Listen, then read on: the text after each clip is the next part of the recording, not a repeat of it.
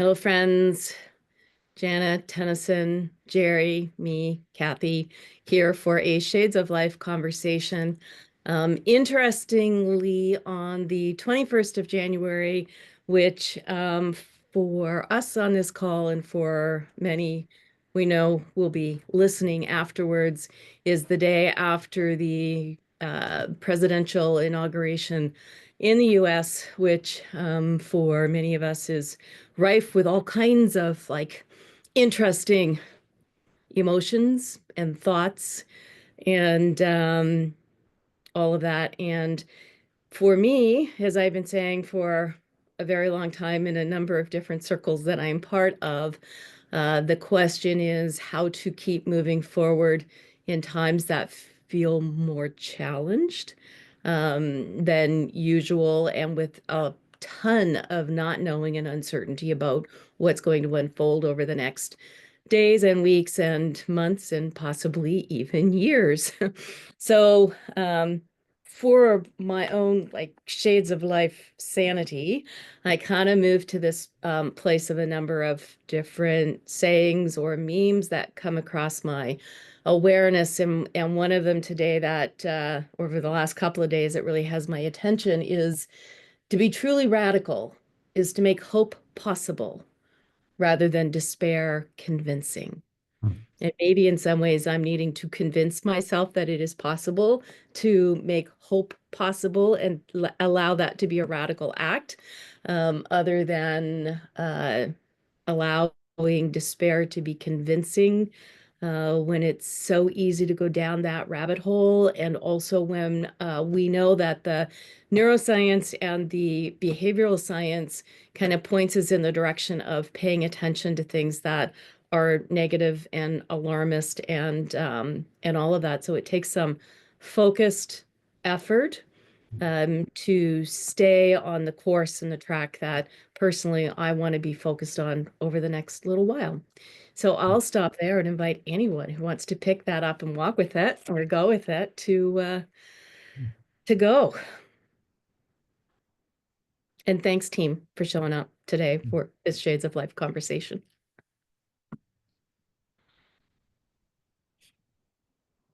I'll pick it up, Kathy. I just, to me, it's an internal landscape that reflects some of what's happening in the world, and I just think we're like the people in North Carolina who need to rely on each other, and we're like the people in Southern California so much. The landscape has changed, and I don't know that we can assess yet where it's going. Yeah. But I did bring a poem by Oh, Rosemary Watala Traumer that she posted today. It says, the clay mug had clearly been broken, even shattered, then reassembled with a clear amber glue that allowed me to see winter sunlight shining through its walls when I lifted the mug to sip the rich black tea. I swear the drink was even more delicious served in a vessel so thoughtfully remade. All day I thought of broken things. All day I thought of repair. All day I thought of ways to make beauty out of what looks for a time like despair. ooh.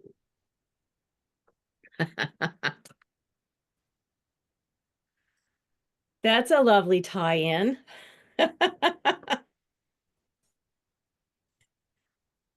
Yeah. My previous mission in life, or my stated mission statement for Janet, was to find beauty in the ruins. And that still exists, although I have stepped into the word enough. Mm. There is enough. It might not look like it. It might look like it's not properly allocated, um, but it's enough if we're all in it.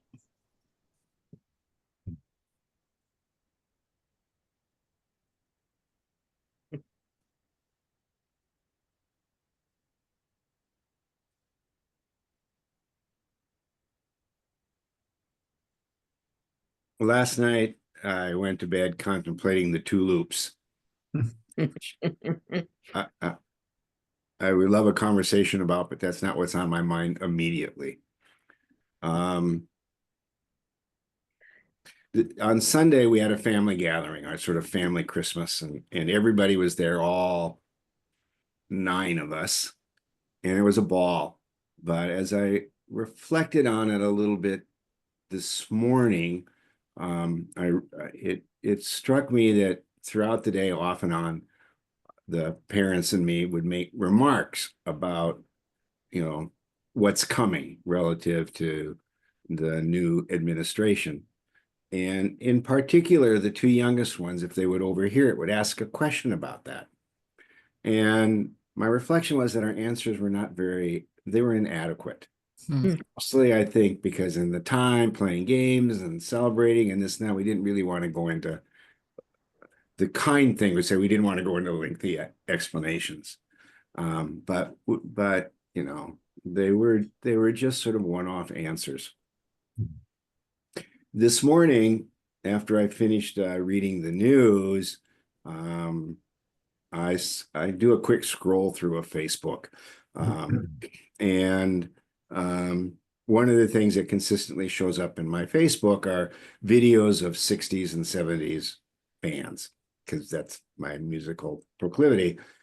And one in particular that showed up this morning was Crosby, Stills, and Nash, Teach Your Children. Mhm.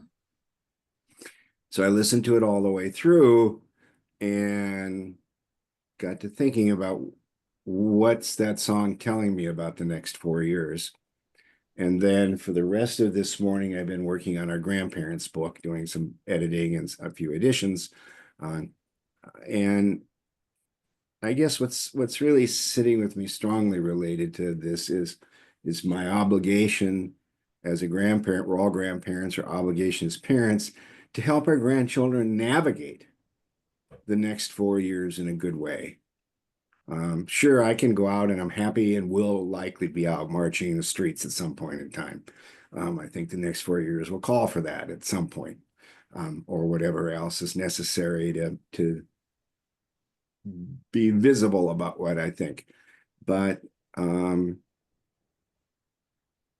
I think just as importantly, it's not to give inadequate answers to my grandkids when they ask questions about things that they might hear we say, or they might hear their friends say, or something else. And they might pick up from the news. Who knows? We all know little kids pick up stuff from, little kids have big ears, is how the song line goes. Um, And so that's really kind of sitting with me at the moment, is maybe just sort of in a way being radical, is being really attentive to the well-being of the children, for the next while, in addition to whatever else we might need to do to make our perspectives visible. You know, that's kind of where I'm at. Peace back.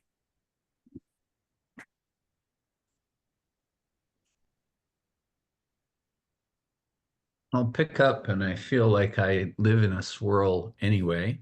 And then I live in a micro swirl that is the four of us. As I find myself relating to something in each of what you three have said. And I also find myself, well, not knowing how to sort my own swirl. Mhm. There's pieces of it where I can pick it up and be pretty accurate, I think. And then there's also things that I just feel I'm sort of charged and pissy about, and afraid also. Uh, and there's a part of me also in feeling the fear. I'm speaking generalized. You know, I live in a pretty safe context myself, but I know that there's people that I'm close to that are really worried about the next day, the next week, immigration folks. Um,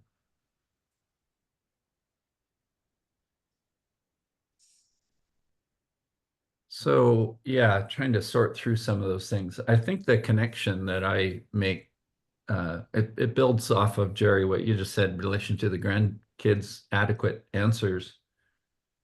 I notice myself thinking about this. We need elders, not olders. Mhm. And and it's one of the parts that's charged for me also, as in uh,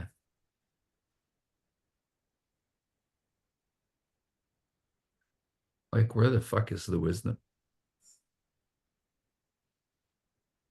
There's a lot of noise that I experience in trying to tune into the news and then also just needing to turn it off. Mhm. I noticed this morning when I picked up my phone and, little scroll through one of the news apps that I have that, as you might like, is not surprising. The first 12 articles are Trump this, Trump that, Trump this, Trump that. What if Trump this is, what if Trump that's? And I recognize something familiar in that for me of saying, I like to be informed, but this is just overload. It's fire hose. And I think it connects me back, Kathy, into the piece that you sent prior to our call here. um, okay, I know that there are terrible people out there, but listen, I know also that there are people who stop and smile at tiny plants growing out of sidewalk cracks. It was part of the quote that you sent, Kathy. And I find myself needing to live with that energy also. And when I connect that into the elders and olders stuff, to me, it's always been true that there is a requirement to be able to live with what is painful, sorrowful, hard, difficult, punishing, and also to live with the beauty of a flower growing out of a crack in a sidewalk. And that's the kind of eldering slash matured disposition that I find myself hungry for and a bit pissy when I'm not seeing it, which I generally take as an inner call to say, well, Tennyson, how are you doing on that measure? What eldering are you offering me, Tennyson? So I feel some of that. Um,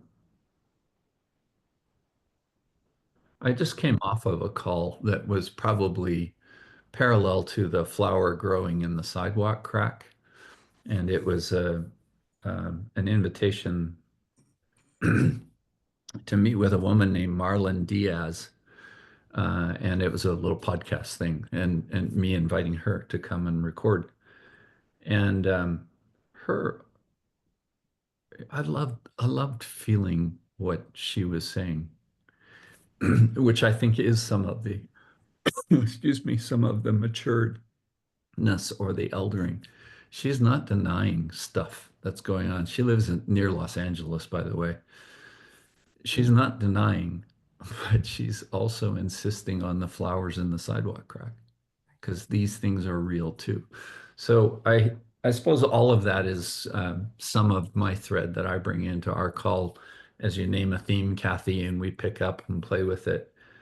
It's like I'm challenging, I'm taking a good look at myself to say, how do I live with some level of maturity in the reality of all of these things going on and loving the shit out of grandkids and being honest about the moment too. Yeah, I feel like that's a really incomplete thread of sentences, but that's what I start with. That's what I start with. I certainly resonate with that fire hose of information about a particular individual who I prefer not to hear much of anything about. However, that's a little bit unavoidable in these times. And there are lots of rabbit holes that I can go down, which I am deliberately choosing not to for myself and for what I'm up to. Um, Jerry mentioned the two loops. And I was thinking there could be people who are listening to this who don't even know what the two loops are. So just like really briefly, it's like there's a pattern of growth and maturity and collapse, which is pretty consistent, whether we're talking about organizations or societies or systems over time. And there's a loop that kind of grows as it's growing, it's going up, it reaches this level of maturity, and then, may or may not deteriorate or collapse. And underneath of that first loop are all kinds of things that are happening and in motion already, which is the formation of the new loop. And so that new loop actually begins under the crust of the old loop, and maybe somewhere, who knows, more or less or whatever, but sooner or later, I guess. And then begins its movement through its own levels of attracting more people who are similar in mind or innovation or creativity or whatever the case may be, coalescing into networks and then coalescing into new possible systems that we could be following. And so if I think about the two loops, it's already happening, it's already here. Robert Reich is a person who I do follow on social media. He's pretty outspoken about the times that we're in, and he spoke about, as I was reading a column today, about the probable collapse of a lot of systems, and he referenced the Gilded Age in the US, which, for those who might not know, I am Canadian and I live in Canada, but very much affected by what's going on in the US, like all of us Canadians are.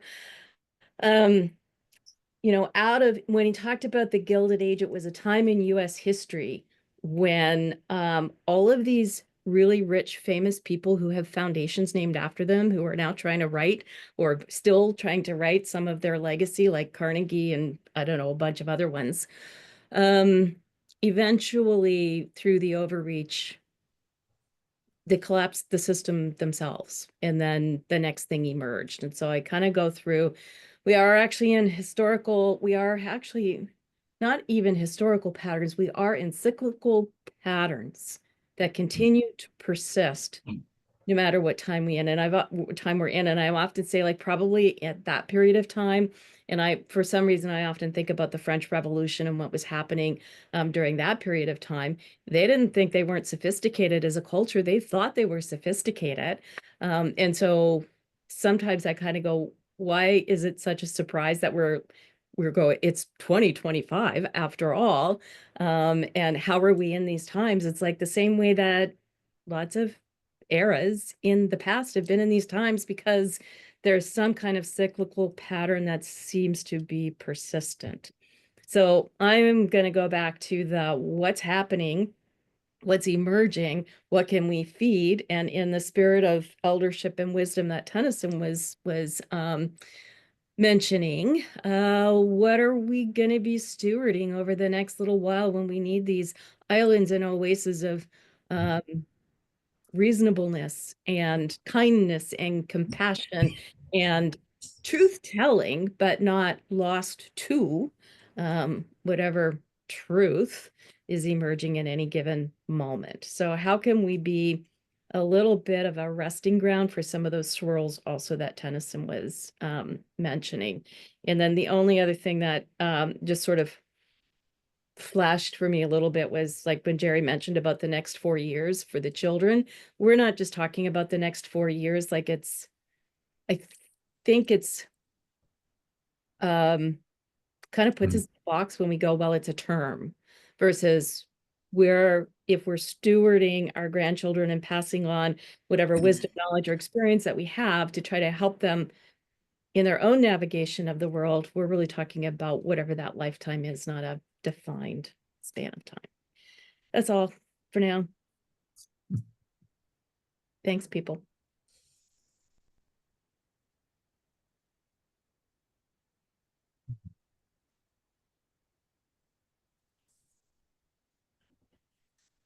I prefer the emphasis on wisdom to truth.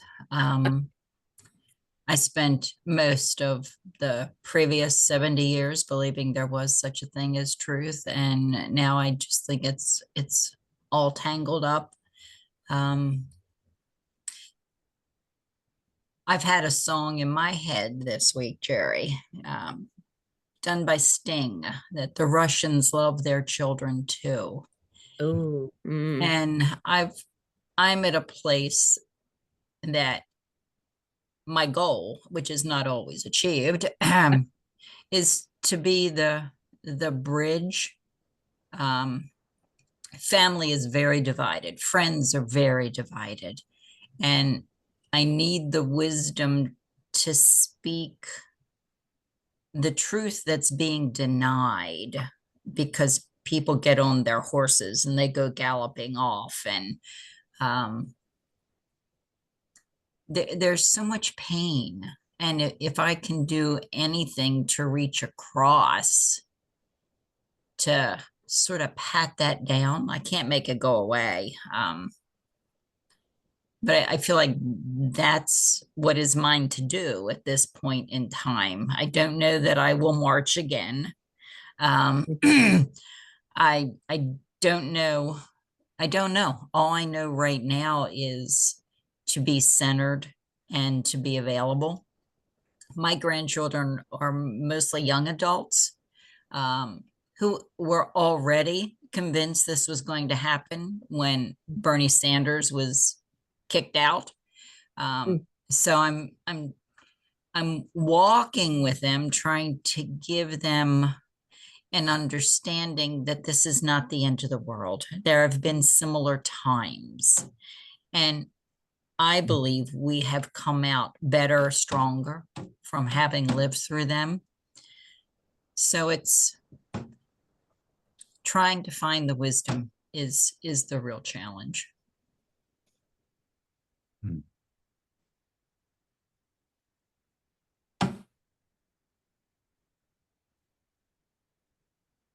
The last chapter I was working on before the call is on early childhood development.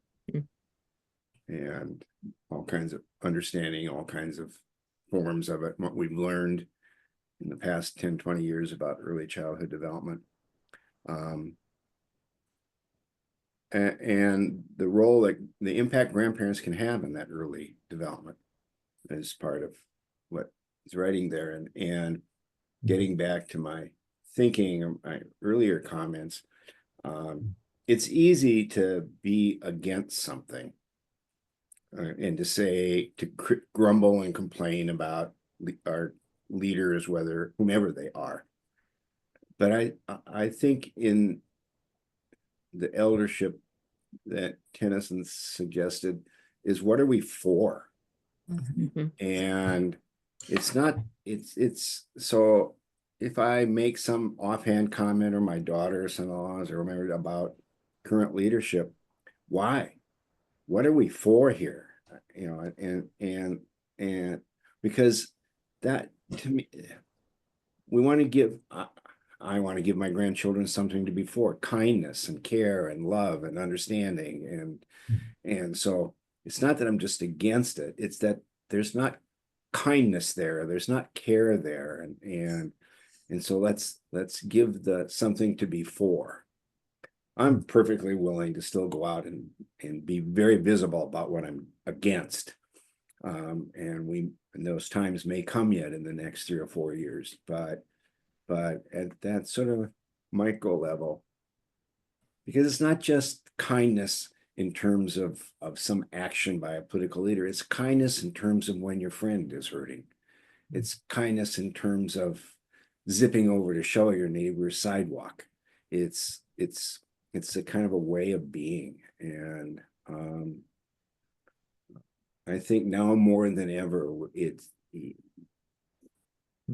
calls upon us to bring the alternative behaviors, the good that we can all be as people and as communities and neighborhoods and families forward.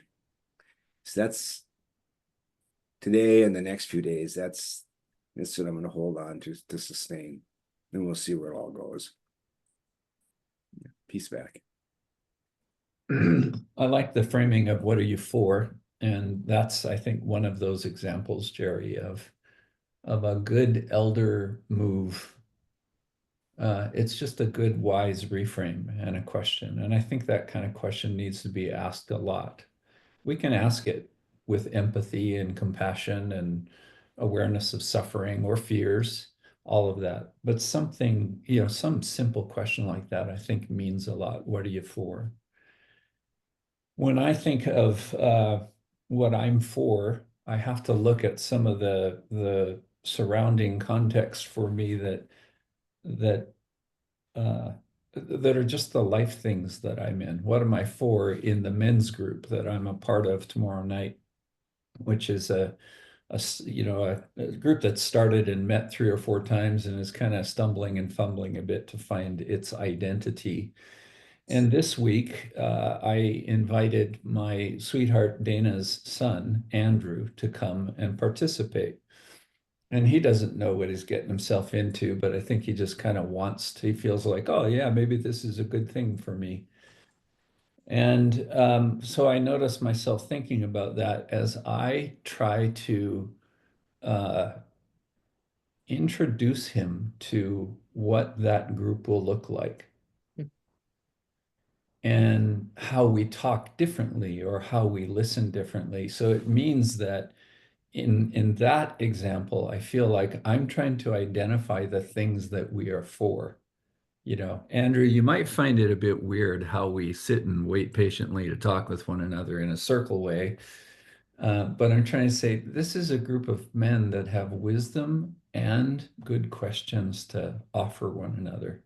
And something in all of us maturing as men in that context, you might find is really useful. Now, how it all plays out, don't know. But I notice I'm trying to think of those things. Here's what is available and not trying to defend difference or weird. Um,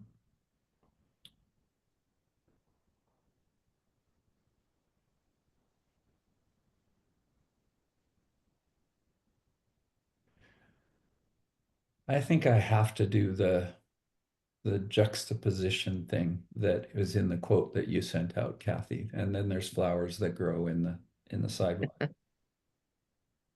And sometimes I feel like what's true here? Sometimes I feel a little soft in that. Uh, like maybe I should be able to be a bit tougher or something. Mm. And I feel like I'm learning myself, clarifying and learning. It's clarifying, well, look, but that flower is beautiful. And I just want to dwell in that for a while because that's real too. There's a poem, a William Stafford poem that I've been using quite a bit lately, and I actually brought it copied on my desk for this one too. And the poem is called Yes. Mm. And he writes, it could happen anytime, tornado, earthquake, Armageddon, it could happen, or sunshine, love, salvation. It could, that's why we wake and look out. No guarantees in this life, but some bonuses like morning, like right now, like noon, like evening. I may have shared that one before actually in our last call, but that poem stands out to me because I think it names some of the four. It doesn't deny an earthquake or a fire, but it also doesn't deny that cute puppy wagging its tail over there. And something in integrating all of that together, um, it points in a direction that I find compelling and needed. I'll stop there.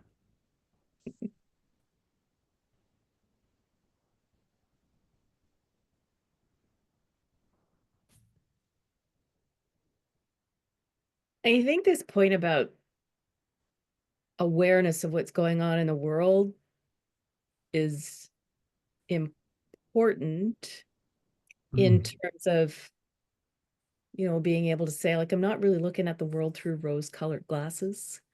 But I'm trying to be a realist in the world, focused on what's within my power or circle of influence to do. Like Jared's describing with grandchildren and carving out a space with children and grandchildren that provides an opportunity to speak whatever needs to be said, age appropriate, best I would say, or age curious, and however that works out. Because certainly my grandkids are young enough, they're not so tuned into those kinds of questions that even Jerry's younger grandchildren are asking.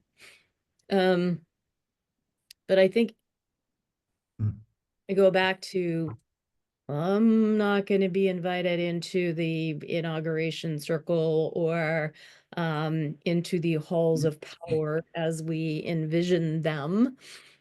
And if that's all I think about them, then I will go to despair. But I've said this in a number of circles also. And this is why I keep moving towards, what am I creating? And what am I creating with other people, for the most part, co-creating and co-creating these spaces that give us an opportunity to be really identifying, what are we for? Who else is for it with us? How do we create these little networks that carry forth from whatever circles we happen to be in, whether they're virtual or in person? And I think allowing ourselves to recognize that sometimes we do have wisdom and sometimes we don't. And wisdom isn't always profound, and that's okay.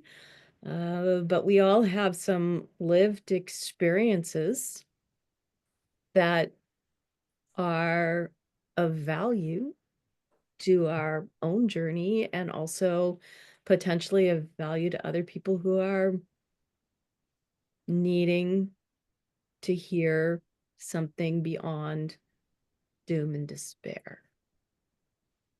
And we're in a circle where that's a bit of how we feel, and I see that reflected in a lot of spaces, but not everybody's in this circle with us. Some people are pretty excited about what's happening at the moment, or what the potential is for all of that. And it's a worldview perspective that is hard to comprehend, but they could be having these conversations as real as the conversation we're having right now. Good for now.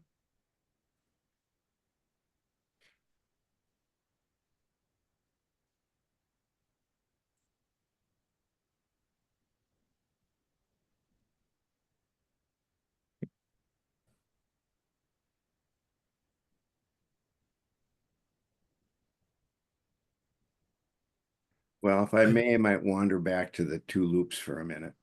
Mm. And what I was thinking about last night.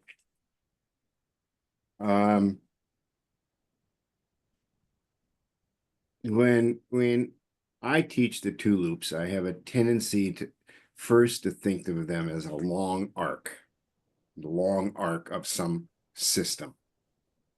And my other tendency then is to think that the work underneath that long arc to create the new long arc is positive and constructive, innovative, creative, those kinds of things. Interesting. Because those are the little things we put on the paper, on the floor, the innovators, and then we think about moving the good from the past arc into the new arc. Some of that may be influenced by the notion of a quote we attribute to Martin Luther King, which is actually not the originator of the quote, which is the long arc of history tends towards justice, which is actually from a Unitarian minister and not Martin Luther King. But I was thinking last night, first off, what if those systems are shorter? What if a system might only be 3 or 4 years? That's the length of a presidential term. And what if what's going on under that arc isn't so good? What if all the busyness of creating the new arc is actually creating something antithetical to what I believe, or we believe, or antithetical to what was there? I didn't come with answers, but those are questions I was starting to ask myself about thinking about systems and systems change, and how I've been talking about it in Art of Hosting trainings, and and this again is what I'm only speaking for myself here. It's how I can been kind of envisioning it. And maybe there's another level of awareness about system change that I need to be more attentive to. That those that are under the old arc doing the work to create the new arc might not be one I'm so keen on. And maybe what they perceive as the good bringing over from the old are things that I not perceive as so good. So if the arc is shorter, and if we're in the midst of some creation of some new arc, holy shit. That's it. Peace back. Okay, I'm not finding that particularly hopeful at the moment, Jerry. Yeah. Just gonna say that. But you sparked my curiosity in a couple of ways. So one is maybe that destruction is happening on the downside of the loop more so than underneath of it. And we talk about the last gasps of death and whatever. So maybe that's there. But I am curious about are there destructive tendencies that are happening underneath of, the mature loop? And then what does that mean? And does this kind of blow up the two loops theory? Or does it reorient it a little bit towards whatever? I'm not really sure. But rather than sitting in the picture of I might not like the loop that's emerging, I'm going to sit more in the curiosity of what all else might be happening under the old system and adjacent to the collapse of an old system, whether we're talking political, societal, organizational, whatever that might be. And then how can that knowledge maybe inform some collective intelligence that could be useful to us?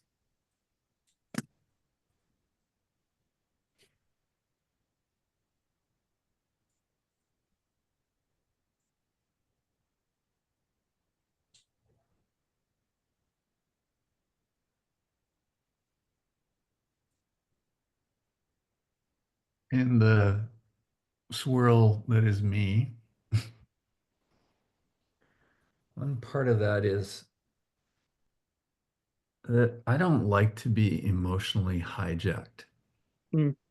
It's one of the things that I think I get protective of or try to isolate myself from or get angry about. Don't fucking tell me what to think.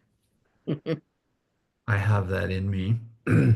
And it's pretty hard not to be absorbed in that in the way that news media works. Yep. So just noticing, what's really bugging you, Tennyson? I don't like to be hijacked. I'm not sophisticated in economic policy and some of the deeper level of things that political parties will talk about. At some level, I'm just naively looking and saying, are you trustworthy? Hmm. Are you a fucking ass? There's some of those things in me. Um, in a two loops-ish kind of way, I'm trying to pull back the theoretical of things or the applied theory of things into experience in front of me that I can know with my brain and with my body. So 2 weeks ago, hosting group, yay, cool. Educators, senior leadership. 3 days, part of hosting thing. And we did something with these people that we've done before, but in the last time we did it, we didn't do. And guess what? It turns out to have made a difference.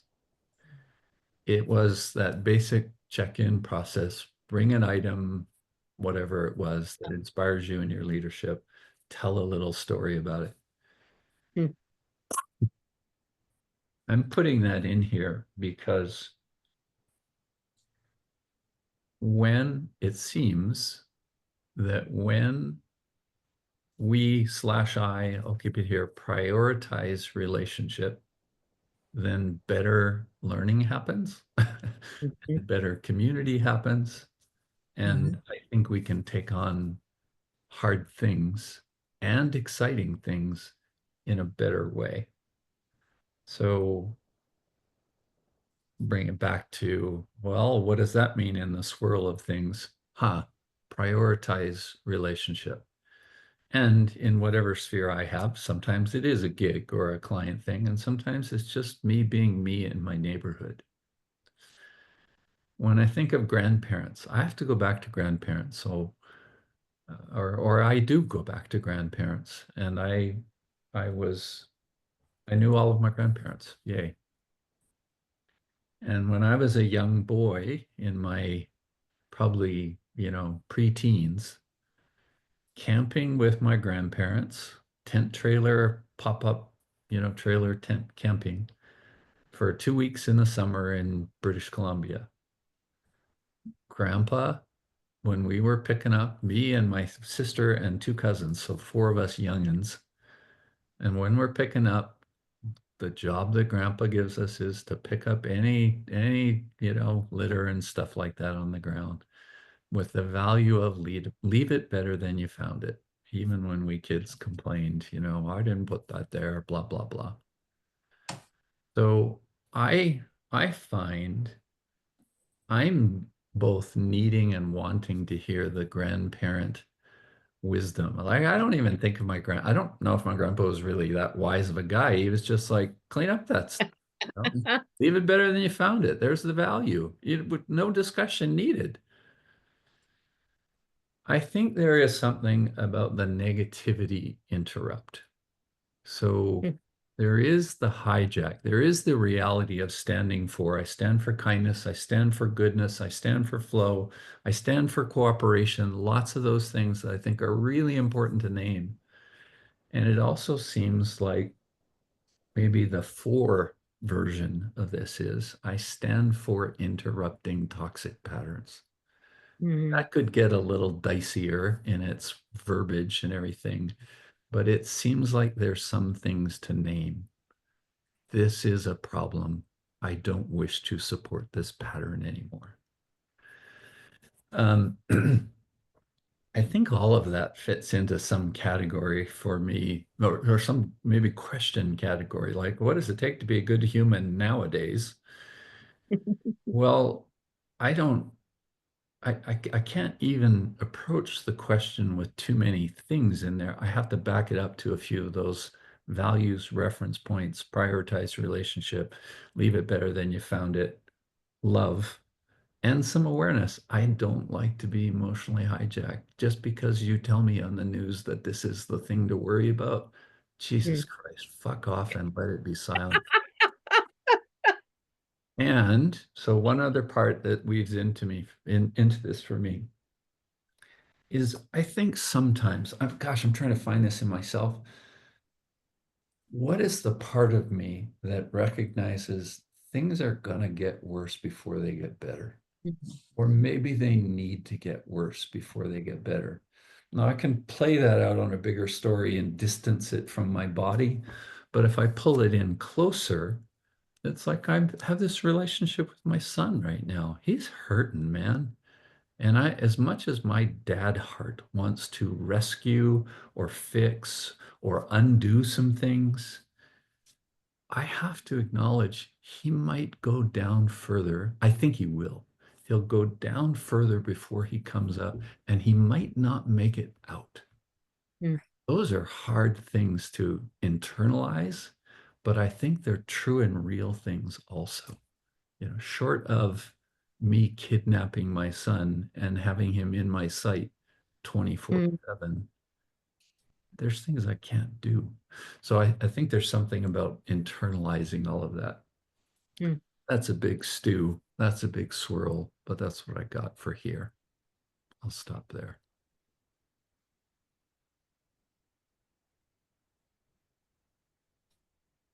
Janet, you got something? honing in on the beginning of what you were talking about, Tennyson, it to me it all comes back to relationship, because if we don't have some foundation with someone, there's such different listening and interacting. And the first time I met my granddaughter's fiance, he was defensive without knowing anything, Mm. because he knew that my granddaughter's brother stood in a very different political realm. So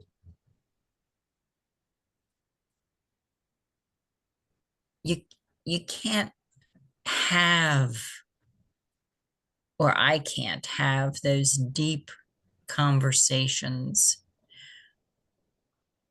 with someone that doesn't trust me. Mm. So my first move is trying to establish kinship of something, of what we have in common. Mm. And that's the going back to, the Russians love their children too. People who vote differently from me love their children too. And even if everything in me goes a different direction, I need to treasure that they love their children. Mm. And so that's the only place I know where to stand. And as you pointed out before, Kathy, I'm in a bizarre situation because of my last name, and it's afforded me opportunities to have totally unexpected conversations with people. And I just have to keep going back to that, is that as systems fall apart, I need to be open to reaching out a hand some way, somehow.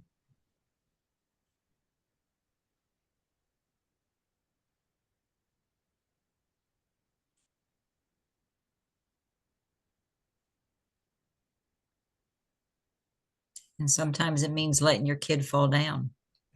Mm. Sometimes it means being willing to tell the 3-year-old something so esoteric that people look at you like you have 3 heads, but the 3-year-old gets it. Mm.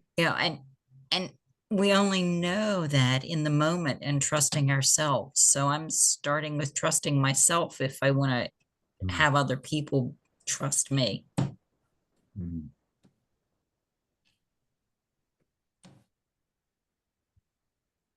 I think that question of trust is pretty profound, especially the trusting of myself. And in the swirls that Tennyson mentions, it's easy to kind of lose our sense of not just trust in ourselves, but just even our sense of who we are. And so coming back to that over and over again becomes a pretty important point, I think. I want to just move it in I want to put a peg in something, because as we're here talking about the next 4 years and the inauguration and the election cycle, everything that we've talked about is kind of focused on what's happening in the US right now. And there's lots of things happening in other places. There's a ton of things happening in Canada right now. Our prime minister has stepped down. We're in the midst of a liberal leadership race. Thought of this because of both swirl and um, economic background, because it looks like the main contender at the moment for the Liberal leadership is Mark Carney, who was the head of the Bank of Canada and then also the head of the British Bank or something at some point. But as a Canadian, and we have viewers who watch this who are Canadian and from other places as well, it's always so interesting that I could probably list out a number of the people who are Liberal leadership candidates, and most people would have no idea who they are. So I always find that like there's a whole different context and a whole different truth that's happening. And I heard at one point, someone was talking about our Alberta premier who went to see Trump, and a commentator had said, I actually don't think that the US and that team, the inauguration team or whatever, is even aware of anything that's going on in Canada or what which was kind of interesting. And we'll be in an election sometime in the next year for the country. And so there's a lot of the same questions that are swirling around here, but we also have our own Canadian flair around that. But for someone like me, it's like this added level of chaos and uncertainty and not knowing, especially as the person who's waiting in the wings for our Progressive Conservative Party is a person who uses slogans and calls people names and all the stuff that we're familiar with for other candidates. So there is this question of where will Canadian decency go in the next little while as well. So I just really felt a need to kind of go, there's more than just the US context that we're talking about. There's a lot more also going on in the world, and it also matters, and it also has relevance depending on where we're shining a light. So.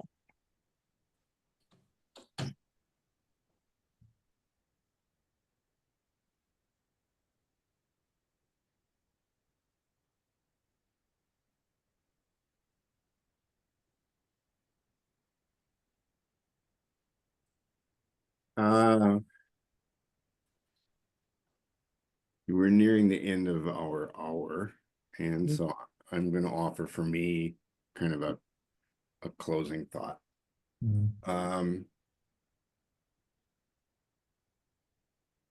In it's I appreciate something that you said, Janet, and all of us have been talking about, but what to do about those that I so vehemently disagree with in this moment. And I've seen some posts today that were not very kind about that. And I guess where I'm trying to land for myself is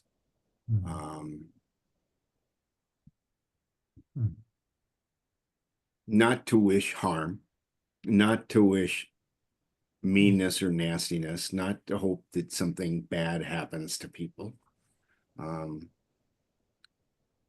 But when things policies and actions take place that ultimately cause harm to my country or to good people in it, I want to hold those that help that happen be responsible for it.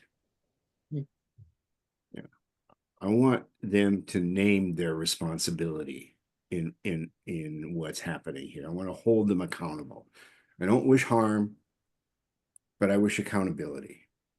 And that may not be an easy thing to do, but I don't want to give people a pass in the name of kindness and understanding and all of the things that we believe in that you listed, Tenneson. But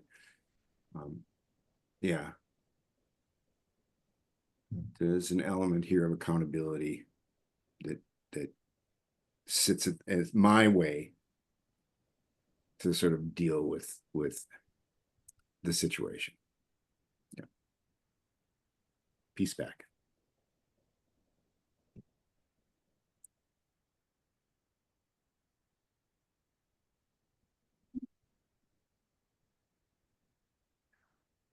In a checkout way for me, Kathy, thanks for naming the Canadian context. It's something I track a little also. And it does feed sort of the broader anxiety also, you know. There are things from this call that I appreciate hearing, and maybe that's even just a way of saying I appreciate feeling it in my body. Leave it better than you found it, that memory of my grandparents. Sometimes maybe things need to get worse. Mhm. Establishing kinship, Janet, that you talked about. The Russians love their children too. Trust yourself if you want others to trust you. And Jerry, that piece of what are you for? That's such a good Aikido kind of question. Thanks for today.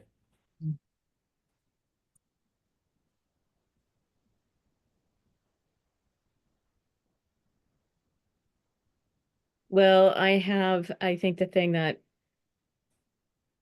is true for me, true for a lot of the path that I walk, is this requirement to live with what is hard and the beauty of what is gracious and compassionate and all of those things that I consider to be the basis of humanity. And as I've said a number of times to a number of people, I haven't lost faith in humanity, even if I've lost faith in some human beings.